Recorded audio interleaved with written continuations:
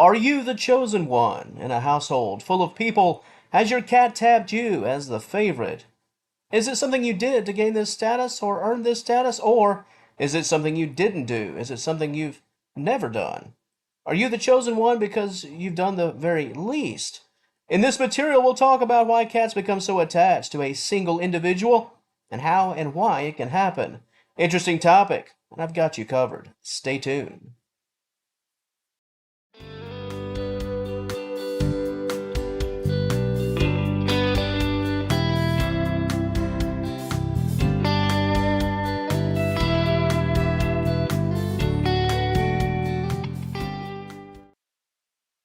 So let's crack this code. Your cat is insanely attached to you, so what's the secret? Well, before I take a closer look at things, not long ago, in fact about 7 or 8 days ago at the time of this video's publication, I produced another video. That topic was about a feline not liking a person. What does it mean if a cat doesn't like someone, and what would cause it? Well, in short, I guess it's a bit of a cheat code. Perhaps you could, at least to some degree, watch that video and then just do the opposite. I'll put a link to that video in the description box below. So, if you want to know more about both sides of this equation, check that one out at the conclusion of this video. Now, feline imprinting and attachment. In truth, this isn't really a one-size-fits-all scenario. The reason or reasons why your cat has selected you over everyone else, it could potentially have many, many layers. However, just to provide a general overview, especially if you found yourself on the outside looking in when it comes to a positive relationship, it goes a little something like this. Cats are drawn to those who do the least. Now, I'm not in any way talking about the essentials, doing the least when it comes to the essentials. Not talking about that. Food, water, cleaning the litter box, petting sessions. I'm not talking about the good stuff. I'm mainly talking about personal space. Cats like people who take the back seat, folks who aren't big on forcing the issue, folks who don't invade that personal space. Felines, they love to be in control and make the calls. People who are relaxed and allow the cat to make the moves and do the approaching. Cats are more drawn to those type of personalities. Peace and tranquility. Cats are looking for it, and if they find it in you, you're off to a wonderful start, to say the least. This is why, and I've said this before in other videos, you know the folks in the home who objected to, you getting a cat, to owning a cat? Well, why does it seem a lot of the time like that person, the person who wanted the cat the least and cared the least about the whole thing, well, once that cat's in the home, why is old Garfield drawn to that person the most?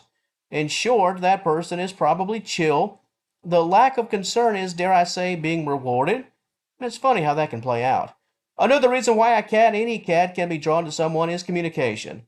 Felines aren't big on high theater, the big and the bold, the intimidating and the loud personalities. This goes back to the peace and tranquility that cats are looking for. How you act around a cat or don't act can be extremely important. The way you speak, the tone of your voice, the way you move. If you give off comfortable vibes, your cat is more likely to be drawn to you, to trust you.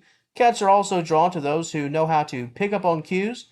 If your cat realizes in very short order that you're able to recognize their wants and needs, they'll be far more likely to associate with you in a positive way moving forward. Responding to cues will allow your cat to think, hey, this person gets me, and I think I like it. Calm people, chill people, relaxed folks who aren't intimidating, yet know how to read the cues. That's pretty much a cat's dream when it comes to human relationships.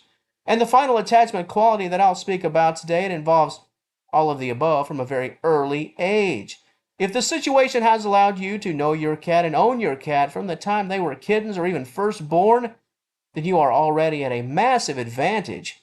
If you're fortunate enough to find yourself essentially being one of the first or perhaps the very first people that your cat has ever seen, then you're definitely on the inside track. If you've been involved since day one, are meeting your cat's needs on a daily basis, have a relaxed and non-threatening personality, and respect your cat's personal space, and you know how to read those cues and the body language, you're in a good spot, to say the least. Because whether you're actively trying to be the one with the Midas touch, actively trying to be the one your cat loves the most, or you just happen to fall into it, if you were to assess things, I think you'd find that you're checking many of the boxes, if not all of the boxes, whether you meant to or not.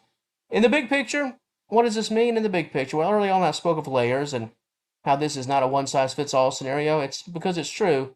Because if you have the foundation, everything that I mentioned, you can explore those boundaries. You are loud, outgoing, super charismatic, always the center of attention when you enter the room, yet your cat loves you most.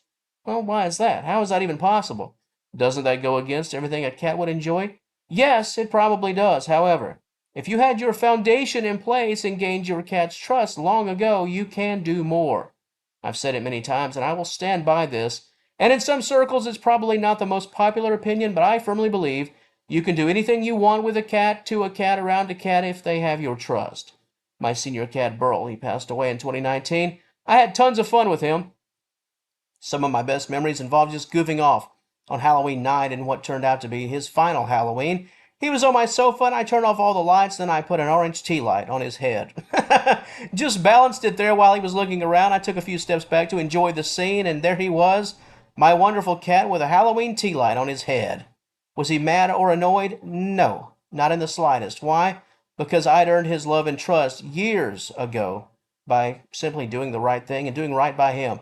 Ladies and gentlemen, if your cat knows that you're not going to harm them, that your objective is to always do right by them, then you can have a beautiful relationship and a fun one, loads of harmless fun with your cat. Always keep that in mind, especially when you're talking about attachment, imprinting, getting your cat to choose you as the favorite, because if it happens for you, then a door of wonderful possibilities will be open to you. It's funny because cats look for certain things in people, but if you prove yourself and meet their needs, they will learn to welcome all aspects of your personality simply because they trust you. And once again, as I mentioned earlier, in the description box below, you can find a link to a video talking about the reasons a cat would not like someone. Watch that video. It'll mirror this one in many ways. So if you want additional information from the other side of the coin, check that one out. In closing, hey, just don't be heavy-handed. Be respectful. Give your cat space.